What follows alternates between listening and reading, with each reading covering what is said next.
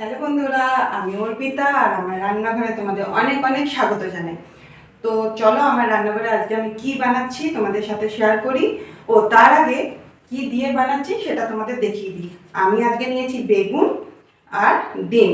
তো বেগুন আর ডিম দিয়ে এমন একটা রেসিপি বানাবো যেটা দিয়ে গরম ভাত একদম জমে যাবে।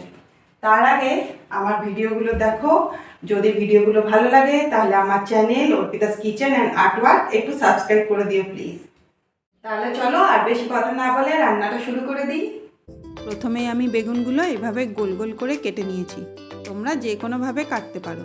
সেই বেগুনের মধ্যে আমি নুন আর হলুদ ভালোভাবে মাখিয়ে নিয়েছি আর সাদা তেলে হালকা করে ফ্রাই করে নিয়েছি। এই রান্নাতে বেগুনগুলো কাঁচাও ব্যবহার করা যেতে পারে, তবে এভাবে সাঁতলে নিলে না বেগুনটা খুব ভালো লাগে খেতে। তো জাস্ট হালকা এপিট ওপিট ভেজে নিয়েছি, ঠিক এমনিভাবে। বেগুনগুলো খুব বেশি ফ্রাই করলে কিন্তু ভালো লাগবে না। এরপরে আমি নিয়ে নিয়েছি কাঁচা লঙ্কা চিড়ে নিয়েছি, ধনেপাতা কুচি, টমেটো কুচি আর একটুখানি পেঁয়াজ কুচি ছিল সেটা নিয়েছি। আর সাথে নিয়েছি শস্য পোস্ত বাটা। আর এখানে আমি ডিমগুলোকে সেদ্ধ করে নিয়েছি আর ওগুলোকেও গোল গোল করে কেটে নিয়েছি। এবার আমি একটা টিফিন বক্স নিয়ে নিয়েছি, তোমরা যে কোনো বাটিতে এই রান্নাটা করতে পারো। এবার আমি বাটিটার মধ্যে প্রথমে বেগুনগুলো নিয়ে নিয়েছি, এরপর শস্য পোস্ত বাটাটা সেই বেগুনের উপর দিয়ে দিয়েছি। এবার একে একে টমেটো কুচি, পেঁয়াজ কলিটা একদম অপশনাল, তোমরা চাইলে দিতে পারো নাও দিতে পারো। আর দিয়েছি নুন হলুদ।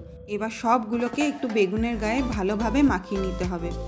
আমি এখানে ভালোভাবে উল্টে পাল্টে বেগুনের গায়ে এই শস্য পোস্ত, নুন হলুদ সবগুলো মাখিয়ে নিয়েছি।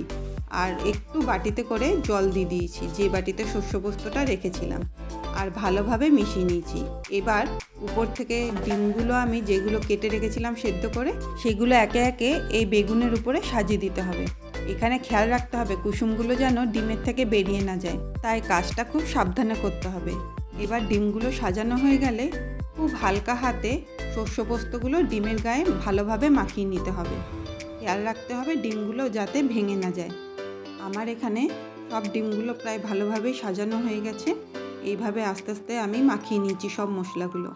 এবার দিয়ে দিলাম কাঁচা লঙ্কা চেরা, উপর থেকে দিয়ে দিলাম ধনেপাতা কুচি। এবার সব শেষে ছড়িয়ে দিলাম কাঁচা সর্ষের তেল 1 চামচ মতন।